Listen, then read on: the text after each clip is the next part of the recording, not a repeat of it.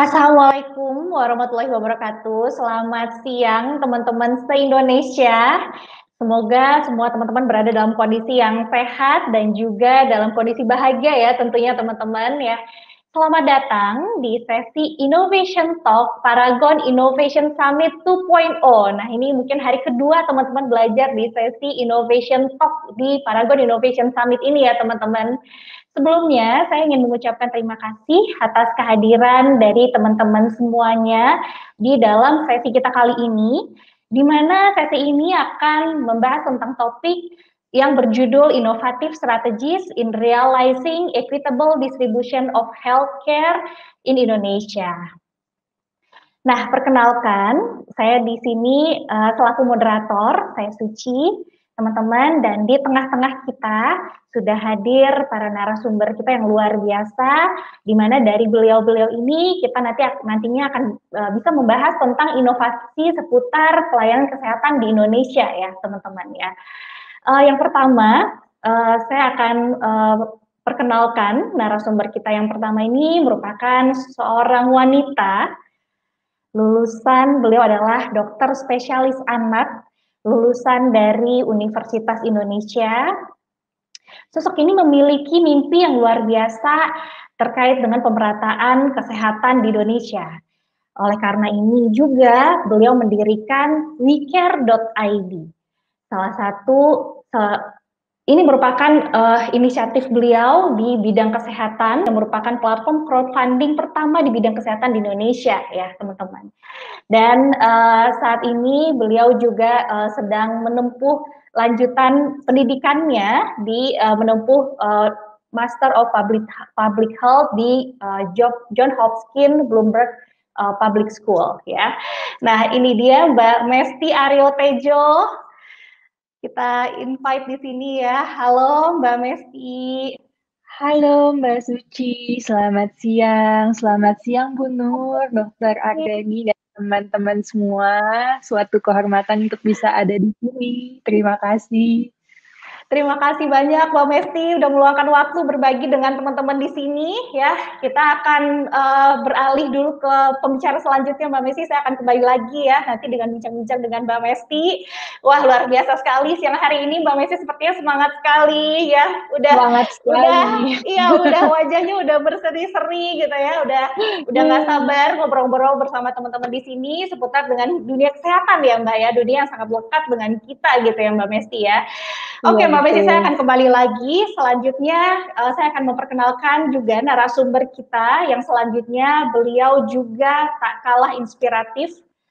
Beliau ini merupakan seorang dokter yang pada saat pandemi COVID di Indonesia masuk ke Indonesia, beliau kita kenal ya karena beliau waktu itu ada juga sebagian yang menyebutnya patriot pandemi ya, karena waktu itu beliau merupakan orang yang berjasa juga dalam penanganan COVID di Sumatera Barat di awal-awal pandemi, dan saat ini sosok ini diamanahi menjadi tenaga ahli Menteri Kesehatan terkait penanganan pandemi COVID-19. Kita sambut bersama-sama Dr. Andani Eka Putra. Halo, Assalamualaikum dokter. Assalamualaikum, Dokter Andani. Suaranya tidak kedengaran, Dokter? Oke, sepertinya ada masalah sedikit ya, teman-teman ya. Ya, tidak apa-apa ya. Ini ada kendala teknis sedikit ya, namun ini tidak mengurangi semangat kita di hari ini. Sebentar lagi Dokter Andani juga akan join bersama kita semuanya, dan juga narasumber kita yang selanjutnya juga akan yang kita tunggu-tunggu juga dan menyempatkan hadir di tengah kita bersama adalah yang terhormat Bapak Menteri Kesehatan Republik Indonesia, Bapak Budi Gunadi Sadikin. Ya, nanti beliau akan bergabung segera bersama kita di sini. Namun sebelumnya teman-teman, di sini kita juga sebelum memulai sesi kita akan terlebih dahulu mengundang seorang inovator yang mungkin ya teman-teman tanpa beliau nggak ada Paragon saat ini gitu ya. Beliau adalah founder Paragon, seorang wanita hebat, Ibu Nurhayati Subakat. Nah, beliau akan membuka sesi ini. Silakan, Ibu Nurhayati. Ya, terima kasih Mbak Suci. Ya. Pagi, Ibu. Pagi Mbak Suci. Pagi Mbak Mesti. Ya, pagi Bu. Pagi. Assalamualaikum warahmatullahi wabarakatuh. Terima kasih banyak Terima kasih banyak sama Pak Budi Gunadi Sadikin sebagai Menteri Kesehatan, di mana beliau sebentar lagi akan hadir ya. Kemudian juga Dr. Misti ya. Kemudian Dr. Andani. Ini sangat luar biasa ya, di tengah kesibukan dari beliau-beliau semua menyempatkan hadir untuk misi acara ini. Seperti Menteri Kesehatan dan Dr. Andani juga kelihatannya sangat sibuk ya dengan urusan pandemi dan apalagi ini hari libur. Nah, saya merasakan beliau bertiga ini value-nya mirip dengan value kita ya. Tanpa ada value ini saya kira beliau nggak akan hadir. Jadi ada value kepedulian di sini, kemudian value ketangguhan dan inovasi.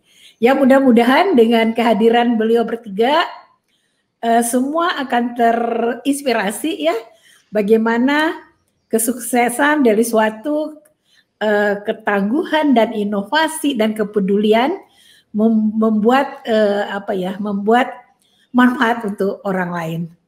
Demikian, terima kasih. Mudah-mudahan acara ini berjalan lancar.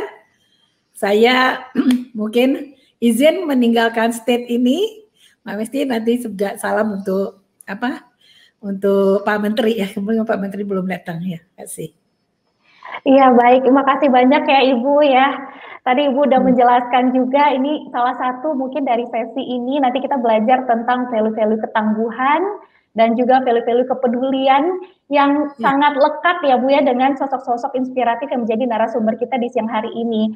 Beliau-beliau ini ya kalau tanpa ketangguhan ya Bu mungkin ya udah ini mungkin ya Bu ya, tidak akan sekuat ini gitu ya dalam menangani dan melahirkan berbagai cara-cara lagi gitu untuk menangani pandemi COVID yang saat ini sedang kita hadapi bersama gitu ya Bu Nur ya.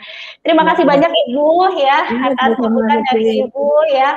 Mudah-mudahan sesi ini ya sesuai dengan harapan Ibu Nur dapat menjadi inspirasi buat semua teman-teman yang ada di sini gitu ya Bu ya. Terima kasih banyak Ibu. Terima kasih. Assalamualaikum warahmatullahi wabarakatuh. Nah, Mbak Mesti, sepertinya nih Dokter Andani sudah bisa bergabung dengan kita ya, Mbak Mesti ya. Alhamdulillah, halo, selamat alhamdulillah. Assalamualaikum Bu Nur. Waalaikumsalam Dokter Andani. Kita mulai COVID sudah sering kontak-kontakan ya. Maaf, pakai komputer ternyata tidak bisa.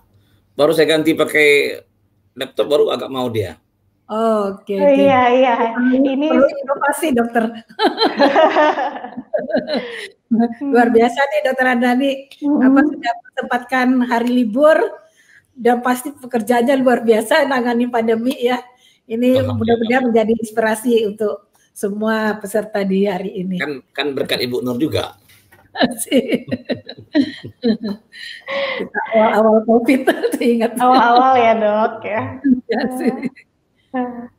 Assalamualaikum Mbak Suci, Dokter Mesti. Waalaikumsalam Dokter. Dokter Andani, salam kenal. Ya, jadi memang di awal-awal COVID itu ada kolaborasi ya Dok ya. Saat itu dokter membuat satu laboratorium uji COVID di Sumatera Barat gitu ya Dok ya. Dan di sini juga ini pertama kali waktu itu ya Bu PCR dari Paragon saat itu juga Ibu Nur langsung ini Dokter Andani gitu ya untuk mensupport gitu penanganan COVID di awal-awal gitu ya Bu Nur ya. Ini luar biasa sekali. Inilah kolaborasi gitu ya Dokter Andani juga dan mensupport juga gerak cepat dari inovasi yang lahir dari Dokter Andani saat itu gitu. Nah ini luar biasa nih teman-teman. Kalau saya bilang Bu Nur, lab kita di Padang itu kayak lab rakyat Bu Nur, lab bersama-sama. Karena prosesnya bersama-sama. Sekarang juga masih gitu Bu Nur. Kita kayak makan juga dikasih orang, kayak juga dikasih orang. Iya. Sekarang mesin PCR kita udah 6. Oh, udah 6 ya? Alhamdulillah. Kita bisa maksimal 1 hari itu 8.000, Bu. Oh, ya. 1 hari ya. Oke. Jadi nggak. Ya, ini sama-sama. Jadi kolaborasi ini sama nih. Ini kita dengan Dokter Andani, Dokter Misti itu sama. Ya betul.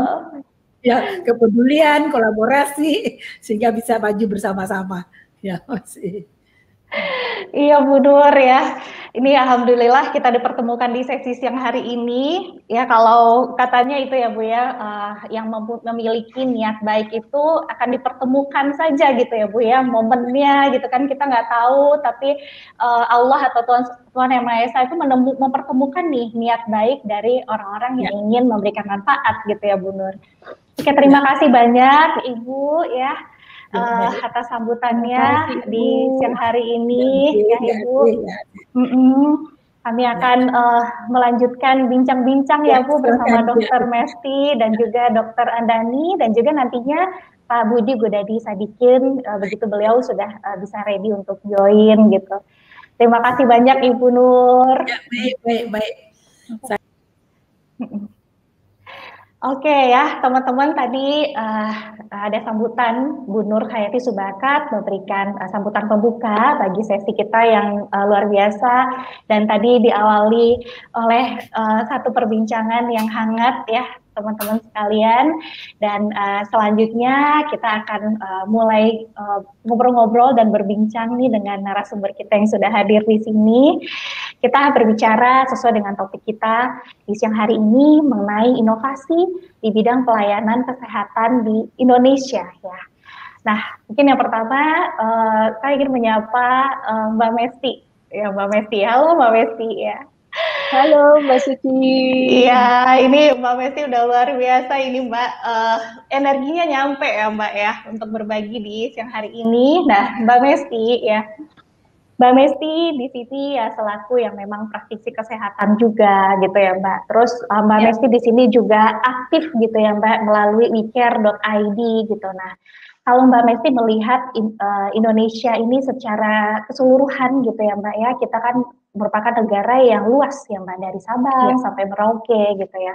Masalah pelayanan kesehatan Indonesia ini tentunya merupakan masalah yang kita punya banyak tantangan juga di dalamnya. Nah, kalau Mbak Mesti sendiri nih Mbak gitu ya, bagaimana melihat kondisi saat ini tentang pemerataan kesehatan di pelayanan kesehatan di Indonesia?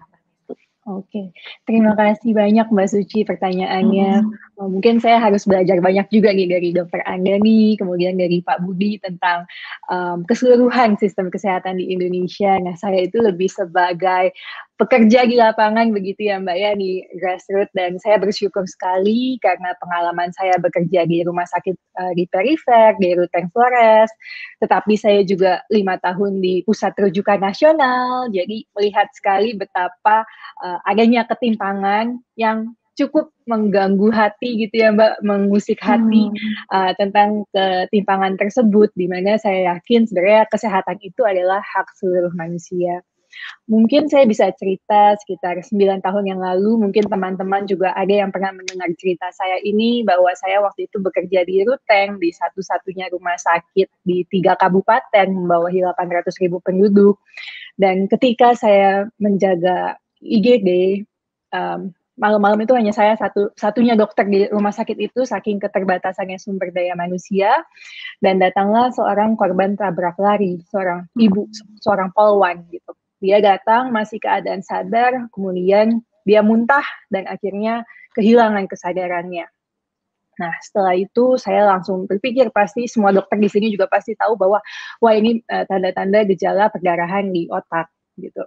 Hingga akhirnya distabilkan, kami bilang ke keluarganya, Bapak, istri Bapak harus dirujuk. Kami nggak punya dokter bedah saraf, istri Bapak harus dirujuk ke rumah sakit besar, ke Bali atau ke Jakarta.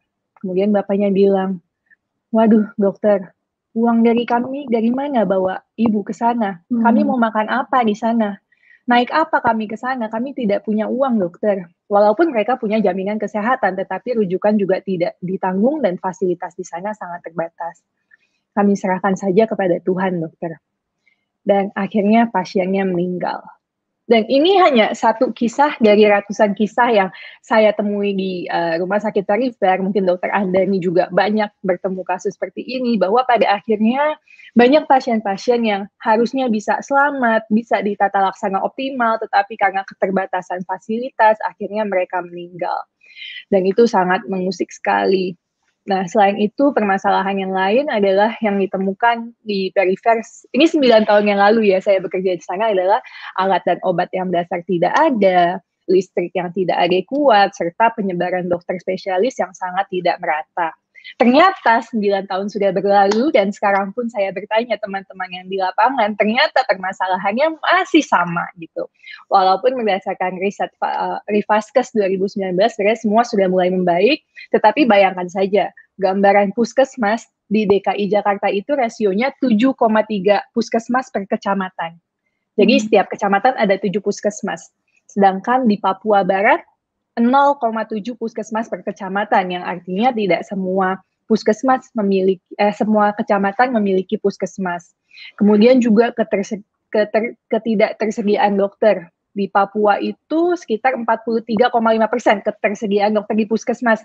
Jadi banyak sekali puskesmas yang kosong. Begitu juga pengalaman saya waktu di NTT. Saya ke puskesmas, nggak ada dokternya, nggak ada perawatnya, kosong. Begitu juga yang memprihatinkan apa Mbak?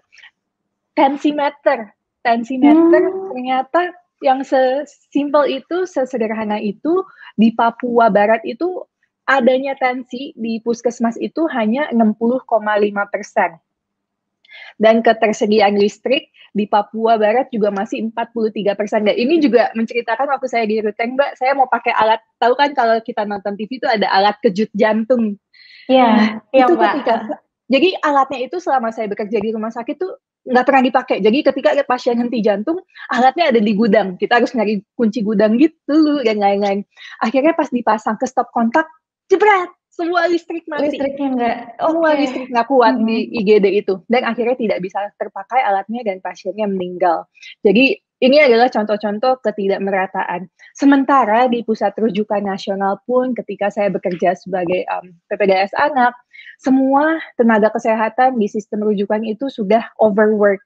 Kami bisa bekerja 36 jam non-stop, kemudian banyak pasien-pasien yang plafon BPJS-nya sudah mentok, pasiennya penyakit kronik, keluarganya sudah lama tidak bekerja, hingga akhirnya banyak pelayanan juga walaupun di pusat rujukan banyak yang tidak optimal. Nah, ini hal-hal yang seharusnya bisa dicari solusinya, kemudian kira-kira seperti inilah gambaran ketidakmerataan layanan kesehatan di negara kita. Oke, menarik Mbak Mesty paparannya tadi ya, dan ini ya berdasarkan data-data kondisi yang ada di lapangan juga gitu ya Mbak ya. Di sini ya kita masih memiliki banyak pekerjaan rumah juga gitu ya Mbak, yang tentunya membutuhkan tanggung jawab lintas pihak juga di sini dan peran serta dari semuanya juga di sini. Betul. Melalui inovasi-inovasi yang tentunya ini ya kita semua tuh sebenarnya bisa dengan ketemu masalah tadi, contohnya gitu ya, Mbak Mesty 9 tahun yang lalu ketemu sebuah kondisi gitu ya Mbak, dan akhirnya Mbak Mesty bergerak untuk membuat sebuah platform gitu. Nah ini sebagai contoh salah satu ini ya Mbak ya, langsung mencoba menyelesaikan karena benar-benar memahami saat itu masalahnya, dan Mbak Mesty bergerak gitu kan, apa yang bisa dilakukan untuk terkait dengan masalah tersebut gitu. Iya Mbak Mesty. Nah ini bergerak kali ya Mbak, kayak Mbak Suci bilang. Ya ini yang menjadi inspirasi dari Mbak Mesty ya Mbak ya di bidang kesehatan ini gitu ya, ketika 9 tahun lalu seperti itu. Dan tadi Mbak Mesty juga cerita ternyata 9 tahun berlalu gitu ya, ya memang mungkin ya Mbak karena kita merupakan negara dengan jumlah penduduk yang besar dan juga kita tersebar juga di berbagai area kita tuh luas gitu ya Mbak ya, kepulauannya tuh luas gitu. Dan saat ini berdasarkan Mbak Mesty tadi paparkan ya ke kita ya teman-teman, di daerah-daerah khususnya daerah perifer memang terkait dengan fasilitas kesehatan, terkait dengan sumber daya tenaga kesehatannya sendiri dan juga dokter gitu ya Mbak Mesty, ini masih sangat kurang begitu ya Dok ya, untuk masalah kondisi saat ini yang ada gitu. Oke Mbak Mesty, ini nanti menarik untuk kita lanjutkan bincang-bincang kita. Namun saya akan beralih dulu nih ke Dokter Andani ya Mbak Mesty. Nah, Ya, Dok, baik. tadi Mbak Mesti tadi memberikan satu pengalaman beliau juga ya, Dok ya. Saat itu berada di daerah perifer juga gitu ya, dan kemudian mengalami sendiri seperti apa penanganan-penanganan ataupun fasilitas kesehatan, kualitas pelayanan kesehatan kita yang memang masih belum merata begitu ya, Dok ya. Nah, Dokter Andani sendiri gitu ya sebagai saat ini yang berada di garda depan juga terhadap penanganan COVID-19 ini, saya ingin bertanya, Dok gitu. Nah, menurut dokter saat ini yang berhadapan langsung ya, Dok ya, di lapangan gitu ya, seperti apa sih, Dok, tantangan yang dihadapi dalam menangani khususnya nih terkait dengan pandemi COVID-19 ini, Dokter Andani? Ya. Jadi saya lebih banyak bergerak dari posisi testing ya, karena saya di laboratorium. Memang sebelum ini saya juga di rumah sakit sebagai salah satu direksi di situ, tapi saya rasa lebih bagus saya menjelaskan mengenai bagaimana kondisi testing kita. Mungkin lebih menarik seperti itu. Jadi gini, konsep pemerintah jelas, memutus rantai penularan. Nah, secara epidemiologi, proses ini bisa dilakukan dengan cara tentu edukasi dan meningkatkan kemampuan tracing dan testing. Ternyata dalam kondisinya edukasi sulit dilakukan, mudah dikatakan, tapi sulit memberikan pemahaman kepada masyarakat. Kalau kita urut ya daerah-daerah yang paling maju, misalnya di Pulau Jawa, kemudian sampai ke daerah-daerah, terus maka tingkat kepatuhan juga akan berkurang. Ya, jadi orang menggunakan masker itu berkurang. Kalau di Jakarta mungkin agak patuh ya, tapi masuk ke Sumatera mulai berkurang. Masuk ke Kalimantan, Sulawesi mulai berkurang. Nah, itu realita. Jadi edukasi bagus sekali dan harus dikerjakan, tapi sulit melakukan dalam waktu pendek. Nah, kami di situ di Sumatera Barat, waktu itu sekitar bulan Maret ya, itu tidak ada hasil, itu lama sekali keluarnya. Udah dikirim 15 hari, hasil tidak juga keluar. Sehingga di daerah lain udah ada positif, Sumatera Barat belum ada positif. Jadi karena kita bergerak di laboratorium, kita punya lab riset sendiri, punya beberapa peralatan yang bisa digunakan. Jadi kita beranikan diri bicara sama Pak Gubernur untuk mengembangkan lab sendiri. Nah, komitmen kita waktu itu adalah bagaimana kita membantu Sumatera Barat dengan penguatan pada posisi testing. Itu yang kita lakukan. Jadi penguatan provinsi ini dengan testing. Nah, alhamdulillah dengan berbantu berbagai macam pihak, termasuk dari grup Paragon juga, mesin PCR BioRed itu ya, akhirnya kita bisa melakukan testing secara cepat, mulai dari awalnya sekitar 60 tes, kemudian naik jadi 150, 500, 1.500, 2.500, sampai terakhir kita bisa mencapai jumlah testing maksimal 8.000. Pertanyaannya adalah, bagaimana kita bisa melakukan itu? Ya, dan kenapa harus melakukan itu? Pertama saja yang kenapa harus melakukan itu? Karena kita tidak kuat di edukasi. Maka kita harus ya memperkuat pilar testing dan tracing. Kita dorong para bupati, wali kota, kita lakukan pendekatan dengan kepala dinas kesehatan supaya mau mengirim sampel dan semuanya gratis. Di Sumatera Barat itu uniknya adalah gratis semua PCR. Termasuk pulang turun dari bandara gratis. Kita siapkan semuanya. Nah, alhamdulillah itu bisa dilakukan, dukungan dari Pak Gubernur bagus sekali, sehingga kita bisa menyiapkan semuanya dengan sampel itu masuk. Nah, begitu sampel masuk, tentu harus siap kapasitas testing. Nah, untuk kapasitas testing, saya rekrut secara terbuka semua mahasiswa.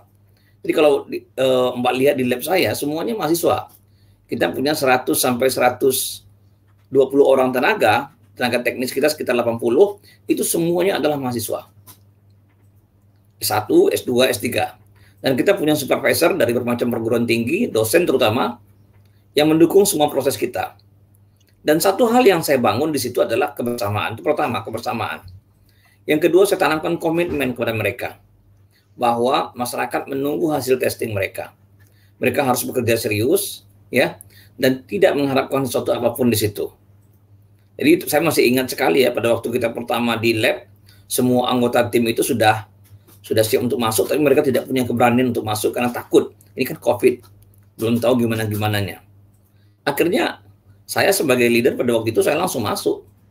Saya sudah 2 tahun tidak nge-lab, tapi karena kondisi itu saya harus masuk, saya kerjakan semuanya. Dan sejak itulah tim saya berani. Bahasa saya cuma satu saja kepada tim saya, bahwa kalian bekerjalah secara maksimal, bekerjalah secara optimal, ya, bahwa semuanya kita serahkan kepada Tuhan. Satu prinsip yang harus kita pegang adalah setiap kebaikan yang kita lakukan itu akan dapat balasan dari Tuhan melalui cara-cara yang kita tidak tahu. Pada waktu itu kita tidak punya fasilitas apa-apa, kita tidak punya sarana yang cukup, tapi alhamdulillah setelah itu banyak yang masuk ke kita, banyak alat, bantuan-bantuan dana dan sebagainya. Kita punya donatur yang cukup banyak, saya lihat ya, bantuan dari berbagai macam donatur untuk kita dalam pengembangan lab. Alhamdulillah, sampai saat ini kita bisa menyelesaikan kalau sekitar 2.300 sampel, bisa kita siapkan dalam waktu 24 jam. Dan kita tidak perlu banyak lab. Kenapa? Negara kita tidak kaya untuk membayar gaji tenaga lab. Jadi kalau labnya banyak, testingnya cuma 50, tidak efisien dan tidak efektif. Saya bilang ke Pak Gubernur, cukup 1 atau 2 lab saja Pak. Insya Allah kita bisa selesaikan untuk seluruh Sumatera Barat. Dan kita juga sudah bantu beberapa provinsi lain, seperti Jambi, Sumatera Utara, Riau, Bengkulu, dan juga termasuk Kalimantan Selatan yang mengirim sampelnya ke kita, ke Sumatera Barat. Nah, salah satu inovasi kita yang cukup bagus adalah pool test. Kita mengembangkan, menganalisis, dan meriset ya, pool test.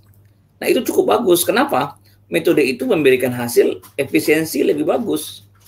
Jadi kita akan lebih efisien bekerja sampai 70%, 60-70%.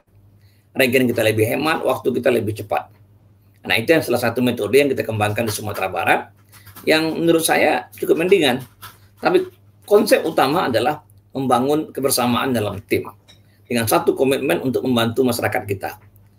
Itu yang kita coba bangun dalam kondisi pandemi ini. Kira-kira gitu, Mbak.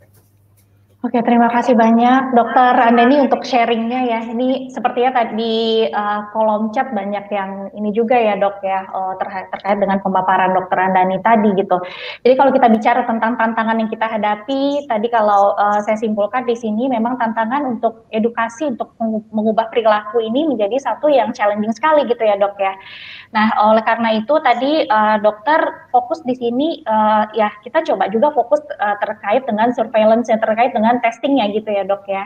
Yeah. Nah, dari hal tersebut gitu ya dokter di sini Dokter Andani di sini bagaimana juga menanamkan juga value-value tadi kebersamaan juga, mengajak timnya dan juga di sini banyak juga mahasiswa di dalamnya gitu ya Dok ya, agar berhasil melaksanakan uji tes COVID yang tadi berhasil sampai 8.000 per hari gitu ya Dok ya di awal-awal masa pandemi. Nah ini juga contoh buat para teman-teman inovator yang ada di sini.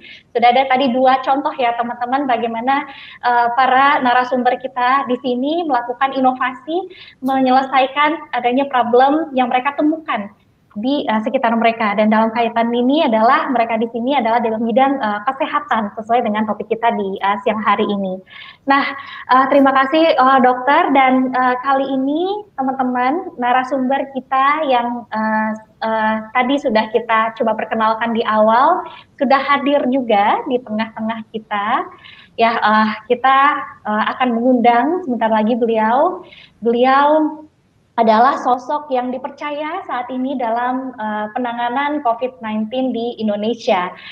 Nah, beliau diamanahi sebagai Menteri Kesehatan Republik Indonesia sejak akhir tahun lalu ya. Inilah Bapak Budi Gunadi Sadikin. Kami undang Bapak, wah, ini halo Bapak, selamat siang. Yang Pak Menteri. Iya. Ya maaf lagi di jalan Dok. Ya, ya. Silakan Ibu. Ya, terima kasih banyak banget ya Pak Menteri di tengah kesibukannya sudah hadir di acara ini. Ini saya kira sih Pak Menteri memang orang yang sangat peduli ya dan inovasi. Ini mudah-mudahan menginspirasi semua yang mendengarkan di sini.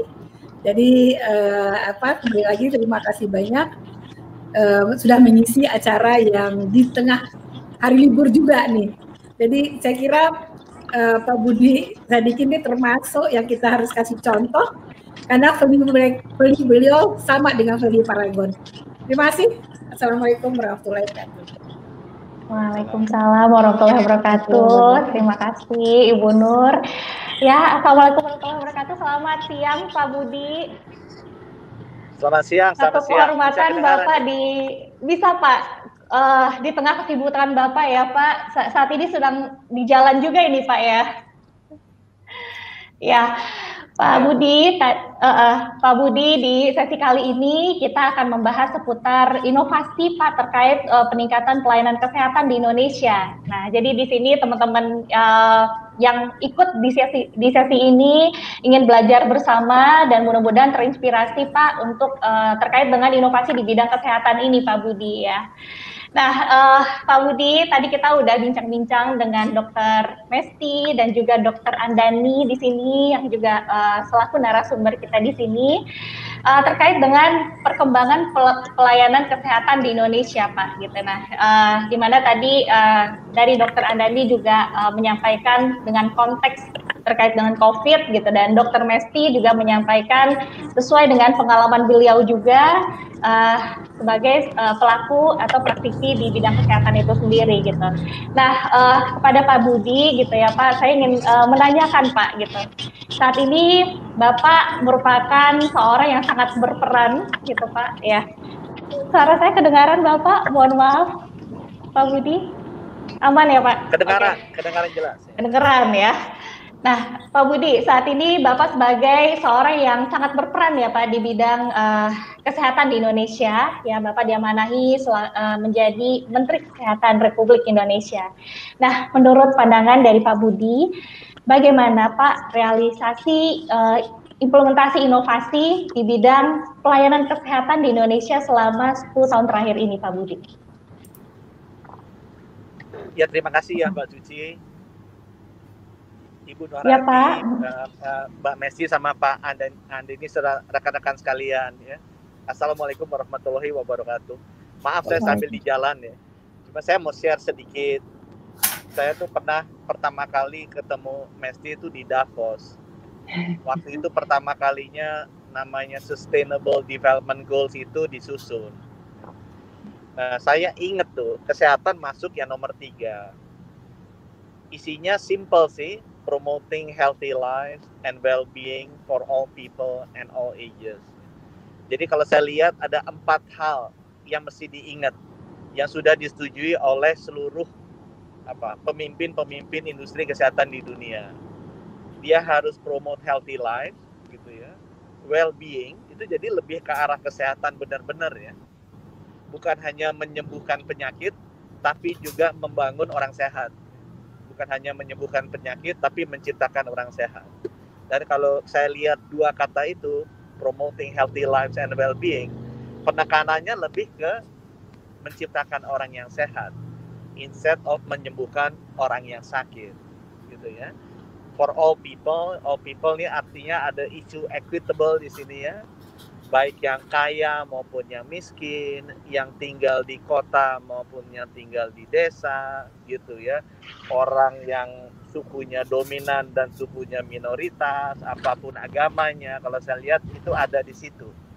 Ya, ada unsur equity-nya tuh di all people dan all ages. Artinya mulai dari lahir sampai dia mati. Karena saya juga belajar beda-beda itu treatment untuk orang yang bayi dan orang yang tua gitu ya, untuk wanita remaja dan wanita yang sudah punya anak 2 atau 3 itu berbeda sekali treatmentnya, dan itu harus diberikan untuk memastikan healthy life dan well-being itu bisa dirasakan oleh mereka di seluruh rentang umur itu.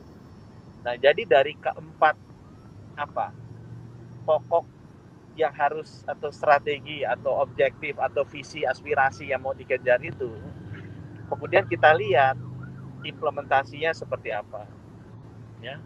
Hal lain di dunia juga yang saya akhir-akhir ini dapat, karena jadi Menteri Kesehatan jadi sering webinar sama menteri-menteri kesehatan lain ya. Waktu itu ada Michael Porter tuh bicara di acara meeting menteri-menteri kesehatan G20 ya. Dia agak nyindir kita sih yang di Kementerian Kesehatan. Dia bilang begini, itu namanya industri kesehatan adalah industri yang tidak sustainable. Karena pertumbuhan biaya kesehatan hampir di seluruh negara di dunia itu di atas pertumbuhan ekonominya negara tersebut.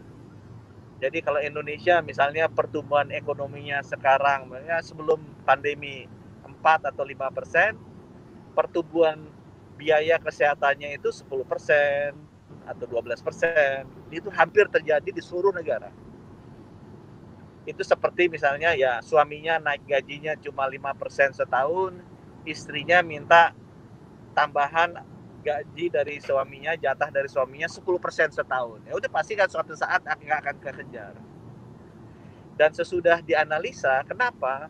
Hipotesanya adalah itu tadi, karena kita terlampau banyak fokusnya, waktunya, uangnya, tenaganya dipakai untuk menyembuhkan orang sakit. Di sisi kuratif, bukan menciptakan orang sehat. Di sisi yang preventif promotif. Dan saya mencoba ambil contoh di pandemi ini aja, COVID ya. Kalau kita mau sehat, promotif preventif, paling kita butuhnya vitamin C, vitamin D, zinc sedikit sama masker. Ya sebulan 1 juta aja udah berlebih aku rasa. Tapi begitu kita masuk rumah sakit, mesti kasih antivirus tuh. Oseltamivir murah, tapi udah pakai remdesivir udah mahal tuh puluhan juta. Kalau badai sitokinnya udah keluar, mesti ada apa? Anti-interleukin 6 tuh. Atemra misalnya dikeluarin. Wah itu udah ratusan juta. Mahal sekali. Jadi memang mahal kalau kita melakukan intervensi kesehatan itu di ujung. Ya. Pada saat kita sakit. Harusnya lebih di awal-awal. Kita hidup lebih sehat ya dibandingkan dengan di ujung. Dan di ujung juga nggak produktif. Orangnya nggak bisa kerja. Dan sebagus-bagusnya rumah sakit, siapa sih yang mau masuk di rumah sakit? Lebih enak tinggal di rumah sendiri. Jadi paradigma manajemen kesehatan atau paradigma kebijakan kesehatan itu memang seharusnya dilakukan lebih ke hulu, bukan ke hilir. Ya. Supaya itu tadi, supaya kedepannya ini sustainable. Nah, masukan lain yang juga saya terima adalah omong antara hulu dan hilir ini adalah data bahwa negara kaya Amerika itu health cost per kapitanya $12.000. Tapi rata-rata life expectancy-nya 79 tahun. Kalau kita bandingin dengan Jepang yang health cost per kapitanya cuma $5.000, artinya setengahnya lebih dari Amerika, life expectancy-nya 84 tahun. Jadi kadang-kadang ditanyakan tuh sama si Michael Porter. Nah, jadi uang yang dikeluarkan oleh rakyat Amerika demikian banyak buat apa? Kalau bukan buat menambah kesehatannya mereka dan hidup lebih panjang. Apa untuk beli obat lebih banyak? Atau untuk bayar rumah sakit lebih mahal? Apa itu purpose-nya uang dikeluarkan oleh pemerintah, oleh individu dan oleh negara? Kan harusnya enggak. Apalagi kalau dibandingkan dengan Kuba yang cuma $1.000 per kapita per tahun, life expectancy-nya sama dengan Amerika yang 79. Nah, kok bisa begitu? Ya karena Kuba lebih banyak kasih vaksin di awalnya ya, vaksin wajibnya. Jadi itu contoh-contoh yang sangat mempengaruhi pola berpikir saya ke depan. Jadi saya melihat harusnya kebijakan kesehatan ini benar-benar lebih membuat apa? Roadmap ya, peta jalan, keputusan, payung, hukum, regulasi bagaimana orang bisa hidup lebih sehat. Insentif uang harusnya dianggarkan gimana orang bisa hidup lebih sehat, bukan mengobati orang sakit. Namanya juga Menteri Kesehatan, bukan Menteri Kesakitan gitu. Jadi harusnya kita ngurus orang sehat, bukan ngurus orang sakit gitu. Kalau nggak ya rubah aja namanya menterinya Menteri Kesakitan. Nah ini nggak mudah. Aku iseng-iseng lihat misalnya anggaran BPJS ya 95% buat kuratif, sedikit sekali yang buat testing, screening, apa segala macam ini. Sama kayak COVID itu habisnya lebih banyak buat itu reimbursement udah masuk rumah sakit. Tapi biaya testingnya, biasa tracingnya, isolasinya jauh dialokasikan lebih rendah dibandingkan dia dengan biaya-biaya yang ada di rumah sakit. Which harusnya tidak demikian. Nah, aku berhenti dulu di situ untuk kemudian nanti kalau mau ada pertanyaan-pertanyaan yang lainnya. Dan banyak inovasi-inovasi yang harusnya bisa dilakukan ya oleh teman-teman di sisi promotif dan preventif. Silakan. Oke, terima kasih Pak Budi untuk tadi penjelasannya ya. Pak Budi di sini lebih menyoroti tentang bagaimana ke depannya gitu ya, Pak Budi ya. Ke depannya yang akan diambil langkahnya itu lebih ke promoting, lebih ke tadi preventif ketimbang nanti di ujung gitu ya, Pak Budi tadi kira-kira. Jadi lebih promote ke healthy life-nya. Ini yang lebih kita tekankan. Seperti itu kira-kira tadi dari paparannya Pak Budi untuk langkah ke depannya gitu ya.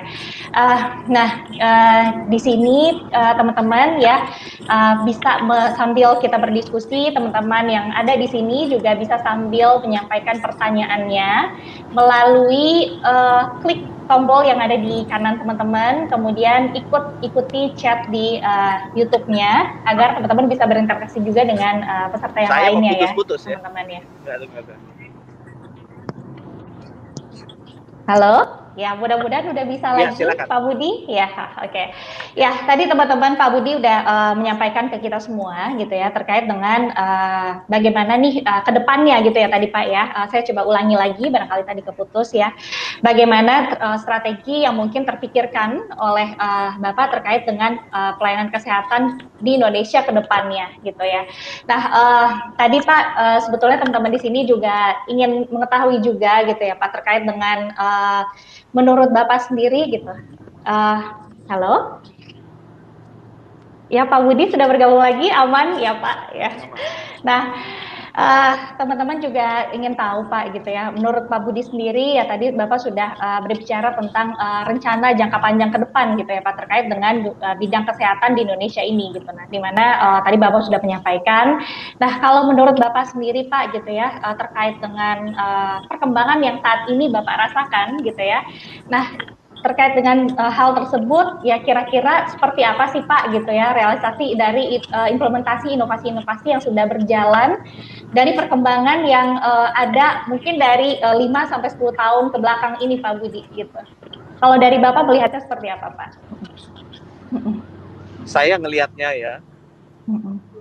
Pertama kali saya agak terlibat di kesehatan itu saat tahun lalu saya jadi Wakil Menteri BUMN. Karena saya diminta untuk membuat holding farmasi. Jadi waktu itu saya diangkat bulan November. Januari kita bikin holding farmasi di mana Bio Farma sebagai induk perusahaannya, kemudian di bawahnya ada Kimia Farma Terbuka, TBK, ada Indofarma TBK, ada Papros. Ya, jadi saya belajar tuh mengenai industri farmasi. Kemudian di bulan Maret sama Pak Erik saya disuruh juga untuk menghandle rumah sakit BUMN. Itu ada 70 rumah sakit dengan 7.000 bed yang terpisah-pisah, terpencar-pencar di 40 perusahaan ya. Ada aneka tambang Antamedika, ada yang miliknya PTPE, perkebunan, ada yang miliknya pelabuhan, Angkasa Pura, rumah sakit Pertamina, rumah sakit Pelni. Itu akhirnya digabung menjadi 70 rumah sakit itu 7.000 bed di bulan Agustus tahun 2020. Nah, pas pada saya lakukan konsolidasi rumah sakit itu, ya kita belajar ya mengenai industri farmasi dan industri rumah sakit. Itu adalah dua industri kesehatan besar yang berbeda, ya, beririsan, bersambungan, tapi berbeda. Nah, kesan saya ya mengenai inovasi di industri kesehatan, baik di farmasi maupun di rumah sakit. Kesannya ini, yang namanya big data, artificial intelligence, kemudian Internet of Things, itu beberapa tahun terakhir sangat mendisrupsi, mengubah industri kesehatan baik di farmasi maupun di sisi layanan kesehatan. Saya sempat lihat datanya paten yang dimasukkan oleh Google, Alphabet, sama Apple di bidang kesehatan tidak kalah, malah beberapa tahun lebih besar dibandingkan dengan yang dipatenkan oleh perusahaan besar seperti Pfizer, AstraZeneca, GlaxoSmithKline, teman-teman ya, di industri kesehatan. Apalagi yang saya lihat di industri kesehatan, industri kesehatan itu menjadi lebih precise, lebih preventif, lebih participatory menurut saya, lebih personal. Orang-orang itu, saya sebagai bankir nggak pernah pakai jam mahal lagi, jamnya aku pakainya Garmin. Dan saya lihat hampir semua anak muda itu seperti itu sekarang. Mereka sangat personal dengan kesehatan. It is a trend already. Dulu nggak begitu. Mereka pengen ukur denyut jantungnya, pengen ukur beratnya berapa. Semua obat-obatan become more personalized. Dulu sakit apapun obatnya Panadol atau Bodrex zamannya saya. Sekarang udah tahu, oh ini darah tinggi obatnya ini, kalau kolesterol obatnya ini. Kalau kolesterolnya tinggi, misalnya pakai Lipitor, kapan mesti pakai Crestor, kapan mesti pakai yang lain. It's become very very personal and precise obat-obatan. Dan people become more participative. Orang lebih involved, lebih terlibat, dia lebih lakukan itu sendiri. Banyak sekarang, dulu orang nggak pernah bilang, oh kita divaksin cacar, kita nggak pernah tanya efikasinya berapa vaksin cacar. Ini vaksin cacarnya bikinan mana, kan nggak pernah kan. Sekarang di vaksin COVID-19 tanya efikasinya antara 50, 70, 90, dibanding-bandingin. Orang yang nggak ngerti aja hitung-hitung bikin sendiri gitu kan. Kemudian tanya mereknya apa, bedanya AstraZeneca sama Pfizer, teknologi platformnya apa. Waduh, saya dulu waktu divaksin cacar sama itu nggak pernah nanya loh. Ini mereknya apa, efikasinya apa, vaksinnya gitu. It become more participatory gitu ya. Orang-orang makin masuk. Nah, teman-teman, apa yang akan terjadi ke depan? Ini akan berubah. Apa berubah ini juga Spotify? I don't know. Saya waktu kecil kan belinya pakai tape gitu, gesek-gesek pakai CD. Sekarang sebentar aja hilang, tiba-tiba nggak ada tuh toko musik Aquarius favorit saya, hilang, udah dihantam sama Spotify. Orang nggak pernah belinya buy lagu, udah belinya sewa bayar per bulan aja. All songs you can get gitu kan, baik lagu zamannya seumur saya atau zamannya seumur mbaknya nih gitu kan, semuanya keluar. Same thing happen at other ini, turisme, pemesanan tiket itu kan berubah kan. Saya merasa ke depan akan begitu. Ini sebelum itu terakhir ya, satu lagi. Dan yang jadi satu dari sisi IT, Internet of Things, Artificial Intelligence, Big Data. Yang kedua mengenai itu lebih precise, preventive, participatory ini. Saya juga ngelihat yang terakhir ya. Ini gesernya, ini saya lihat dari vaksin. Dulu vaksin kan bikinnya pakai vaksinnya dilemahkan. Sekarang tiba-tiba completely genetic engineering gitu kan, RNA atau DNA gitu ya dibikinnya. Nah itu negara kayak Indonesia yang dianugerahi biodiversity, yang very large biodiversity and genomic variety is blessed. Karena kita sebenarnya bisa menggunakan keunggulan kita di bidang biodiversity sama keanekaragaman genomik ini untuk menyusun farmasi obat-obatan baru. Ya, saya bilang ke teman-teman Telkom, waktu itu saya juga pegang Telkom, ini yang terakhir nih sebelum nanti saya berhenti ya. Telkom itu punya corporate venture capital, punya uang $100 juta. Dia spending banyak di information technology startup dan selalu referensinya di West Coast yang ada di California Bell. Saya bilang ke Telkom, oke, saya approve tambahan $400 juta supaya fundnya corporate venture capital jadi 500. Tapi why don't you start investing not only di information technology startup, tapi di biotechnology startup. Bukan hanya referensinya startup di West Coast, tapi startup yang ada di East Coast. Bukan hanya startup yang ada di Californian Belt, tapi yang ada di Boston, Massachusetts Belt. Karena aku percaya ke depannya, ini akan merubah landscape industri kesehatan Indonesia. Begitu, dan a lot of innovation akan terjadi, sama seperti inovasi di information technology yang mendisrupsi banyak industri musik, hotel, taksi, travel, airline, dan lain sebagainya. Terima kasih. Oke, terima kasih banyak Pak Budi untuk tadi paparannya. Jadi sebetulnya banyak sekali ya Pak. Ya, ini juga terkait dengan salah satu pertanyaan yang sudah muncul nih Pak Budi ya dari teman-teman kita yang ada di sini. Nah, ini dari Mbak Safina ya, tentang bagaimana sebetulnya kita sebagai masyarakat bisa membantu akselerasi pelayanan kesehatan di Indonesia. Apa kontribusi yang bisa kita lakukan ini gitu. Nah, ini mungkin saya pengen beralih mungkin ke Dr. Mesty ya, Dok ya. untuk menjawab pertanyaan berikut. Silakan, dokter. Ya, terima kasih banyak Mbak Safina pertanyaannya. Sebenarnya banyak sekali peran yang dapat kita lakukan, dan saya percaya setiap individu itu mempunyai peran yang berbeda, kapasitas dan kompetensi serta pengetahuan yang berbeda-beda. Jadi kembali lagi sesuai misi Paragon, dan apa yang saya lakukan adalah temukan masalah di sekeliling kita tuh apa sih yang ada di sekeliling kita. Seperti tadi mungkin saya belum share ke Pak Budi bahwa ketika saya bekerja di Flores, banyak pasien yang harusnya bisa dirujuk, nggak bisa dirujuk, akhirnya meninggal, yang seharusnya bisa ditata laksana secara optimal. Nah, hingga akhirnya saya mendirikan WeCare. Nah, WeCare ini awalnya hanya membantu 3 orang pasien di perifer, kemudian hingga akhirnya pada tahun ini bisa ribuan pasien dan lebih dari 2.900 fasilitas kesehatan yang tentunya berkat kerjasama dengan Paragon gitu. Jadi kembali lagi semua itu bisa dimulai dari langkah-langkah yang kecil, apakah itu membantu 1 orang atau 2 orang, tetapi ketika itu dirasakan manfaatnya, maka akan terbentuk kesempatan yang lebih besar lagi. Dan saya mengapresiasi sekali Pak Budi tadi menyampaikan bahwa yang sangat penting dilakukan adalah penguatan primary healthcare system atau sistem kesehatan di perifer atau pelayanan kesehatan primer.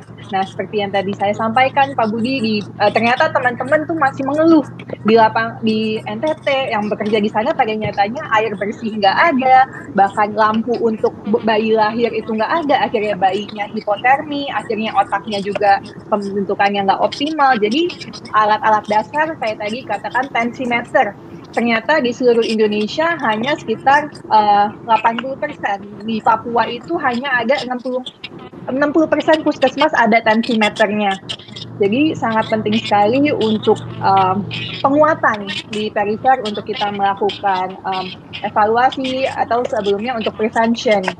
Nah, ini adalah satu yang bisa dikerjakan bersama-sama, apalagi sekarang juga banyak startup bidang kesehatan, kemudian juga pihak swasta yang mau berkontribusi seperti Paragon gitu. Tetapi bagaimana semua perusahaan itu bisa beraksi lebih kontekstual atau localized. Jadi bukan hanya ide kita yang kayaknya bagus nih, kita kirimkan misalnya alat USG gitu ke daerah, tapi di daerahnya sama sekali nggak ada yang bisa make gitu. Jadi kembali lagi semua harus disesuaikan dengan permasalahan apa sih yang ada di lingkungannya, sehingga apa yang kita lakukan lebih tepat sasaran dan tepat guna. Begitu Mbak Suci.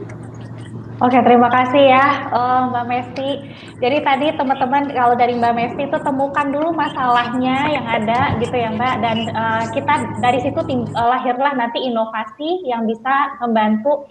Gak usah mikir yang sangat besar dulu konteksnya ya, namun itu benar-benar ngena gitu ya Mbak, karena itu adalah salah satu kunci penting dari inovasi itu betul-betul menjawab kebutuhan ya Mbak Mesti ya, dan seperti itu juga yang mungkin Mbak Mesti lakukan di WeCare saat itu gitu ya, dalam membantu terkait dengan teman-teman yang membutuhkan bantuan untuk pelayanan kesehatan dan dilakukan bantuan oleh WeCare saat itu ya Mbak Mesti. Nah, dengan pertanyaan ini sebetulnya memang ini merupakan topik kita nih, jadi Mbak Safina bagus sekali pertanyaannya gitu ya, dimana siang hari ini kita memang ingin membahas terkait dengan seperti apa sih peran-peran dari inovator, dari teman-teman semua untuk meningkatkan pelayanan kesehatan di Indonesia. Nah, saya ingin beralih ke Dr. Andani. Dok, tadi Dr. Mesti sudah memberikan paparannya. Nah, kalau menurut Dr. Andani, seperti apa nih Dok peran sebagai masyarakat yang nantinya bisa membantu akselerasi ini, Dokter? Silakan Dr. Andani. Baik, terima kasih. Jadi tadi kan sudah dijelaskan oleh Pak Menteri juga, Pak Mesti juga, bahwa dukungan untuk promosi kesehatan ya itu menjadi hal yang sangat vital, hal yang sangat penting sekali. Jadi saya tidak jelaskan lagi hal seperti itu. Tapi satu yang ingin saya sampaikan ya, yang ini juga harus menjadi pemikiran kita bersama, bahwa kita sebenarnya tidak terlalu memiliki kemandirian di bidang kesehatan. 95% bahan baku obat kita itu impor. 98% alat kesehatan kita itu impor. Ya, nah ini jadi masalah serius sebenarnya bagi kita. Begitu kita ada krisis sedikit, kita diembargo misalnya, habislah kita. Jadi salah satu yang inovasi, saya pikir di sini inovator-inovator muda ya, para peneliti dari perguruan tinggi itu bukan berpikir lagi bagaimana untuk dia, bukan bagaimana untuk menghasilkan skopus dan sebagainya, tapi bagaimana kita bisa menghasilkan produk sendiri. Ini yang paling penting. Dan ini akan menurunkan beban atau cost kita dalam biaya kesehatan. Saya melihat ya, Vietnam saja kemarin waktu kita validasi punya alat kit PCR sendiri. Kita tidak berkembang hal seperti ini. Tidak ada perusahaan bioteknologi di kita yang berkembang. Kita lebih banyak berpikir kepada menjadi distributor dibanding sebagai produsen. Nah ini kan jadi hal yang sangat ironi ya. Terus terang saya katakan, kita punya pasar yang sangat besar. Kita hampir punya 265 juta penduduk. Itu adalah pasar. Coba lihat, apa diagnostik untuk tuberkulosis, untuk apa yang kita kembangkan sendiri? Hampir tidak ada. Saya bingung, untuk alat seperti stetoskop dan simeter seperti kata Dr. Messi yang tidak ada di puskesmas, saya bingung juga. Merek-merek yang ada itu rata-rata merek luar semua. Tidak banyak yang produksi dalam negeri. Ini kan sangat ironi. Harusnya negara seperti kita, ya itu sudah bisa untuk mengembangkan sendiri. Saya melihat, nah ini seperti kita kasus Perang Dunia yang kedua dulu, di mana pada waktu itu industri teknologi di Amerika itu berkembang dengan pesat. Kita berharaplah dengan era pandemi COVID ini, kreativitas masyarakat kita, kreativitas ilmuwan kita untuk menuju kemandirian di sektor kesehatan juga akan meningkat. Saya pikir itu tambah dari saya saja. Terima kasih. Oke, terima kasih banyak ya Dr. Andani. Ya di sini intinya kita bagaimana mengubah mindset kita tidak hanya menjadi distribusi gitu ya Dok ya di produk-produk kesehatan yang berkaitan dengan pelayanan kesehatan ini, tapi juga memiliki semangat juga agar kita bisa memproduksi sendiri di sini. Nah ini kaitannya nih banyak teman-teman mahasiswa di sini yang bisa sekali nih teman-teman dijadikan sebagai langkah inovasi dalam kontribusi kita dalam akselerasi ini teman-teman ya. Kemudian selanjutnya nih saya beralih ke Pak Budi. Silakan Pak Budi menyampaikan masukannya nih Pak gitu kan terkait dengan peran dari masyarakat untuk berkontribusi dalam peningkatan pelayanan kesehatan ini Pak Budi.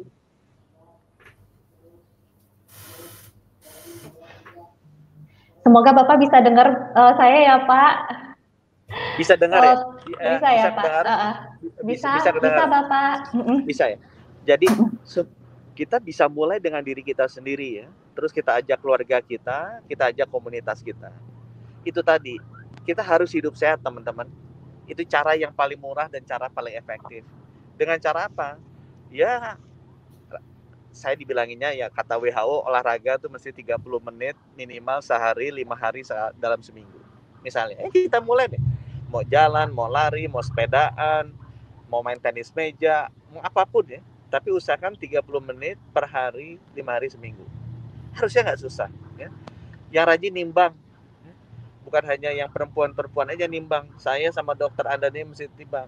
Itu berapa BMI-nya tuh. Gitu kan. Saya di Kementerian Kesehatan datang pada bujit-bujit semua eselon 1. Aku bilang loh, nggak memberikan cermin sebagai Kementerian Kesehatan nih. Kalau udah gemuk-gemuk itu bisa sumber diabetes, bisa sumber kolesterol, dan lain sebagainya. Ya. Jadi jangan kelihatan. Enak kok hidup sehat dan hidup kurus. Coba tanyain sama yang lain. Senang kan kita kalau hidupnya bisa kurus, hidupnya sehat. Terus saya apa lagi? Ya rajin-rajin testing sama screening. Ya, ini masing-masing umur beda nih. Kalau misalnya orang tuh diabetes tuh di Indonesia banyak banget. Gitu ya, saya bilangin aja. It's a mother of all diseases gitu. Jadi saya rasa tes lah diabetes. Kalau keluarga kita diabetes, kan nggak terlalu mahal juga tes diabetes. Atau sering ukur tekanan darah deh. Saya heran sekali ya.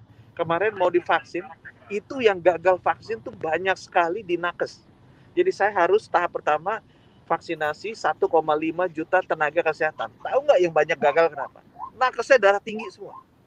Saya bilang, ini tenaga kesehatan aja nggak ngukur tekanan darahnya dia gitu kan dengan benar. Apalagi yang lain gitu.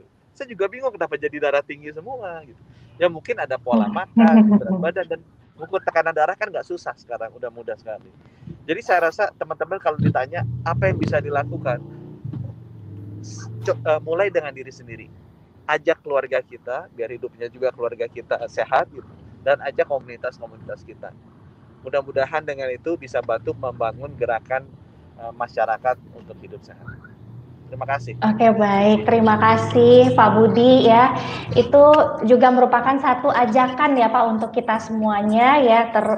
Masih berkaitan dengan tadi ya Pak, bagaimana di bidang kesehatan ini memang menjaga kesehatan itu jadi lebih penting, dan itu berawal dari diri kita sendiri juga, dan juga mengajak keluarga kita untuk mengaplikasikan hidup sehat dan juga cek kesehatannya gitu ya Pak Budi ya. Nah ini sekaligus sebagai ajakan buat teman-teman di sini semua dari Bapak Budi Gunadisadikin selaku Menteri Kesehatan kita ya teman-teman ya. Terima kasih Pak Budi.